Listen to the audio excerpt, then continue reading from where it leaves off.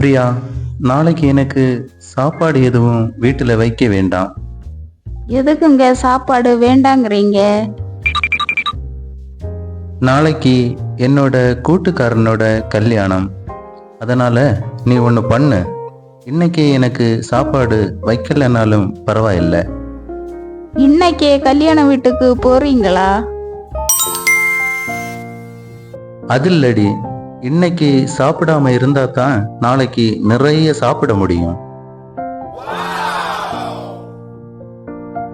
அப்படிங்களா? அப்போ சரி.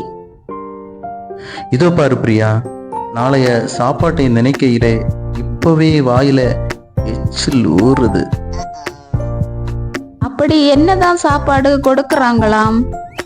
சப்பாத்தி தொட்டுக்க குருமா, புரோட்டா சிக்கன், அப்புறம் மட்டன் பிரியாணி, ஃப்ரூட்ஸ், ஐஸ்கிரீம். ஐயையோ, இப்பவே சாப்பிடணும் போல இருக்கே.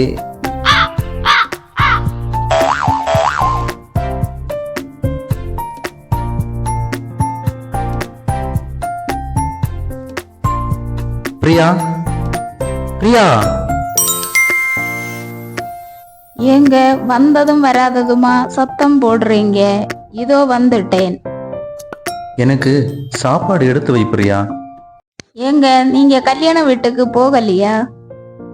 போனேன் பிரியா, ஆனா சாப்பிடலை. என்னது, சாப்பிடலையா? ஏன் ஏங்க சாப்பிடலை? அங்கே புரோட்டாயும் இல்லை, பிரியாணியும் இல்லை. அப்புறம் என்னங்க தந்தாங்க? முருங்கை இலை கஞ்சியும் கருவாடும் தந்தாங்கடி. இதோ பாருங்க, இன்னைக்கு நானும் வீட்டுல உங்களுக்கு சாப்பாடு வைக்கல.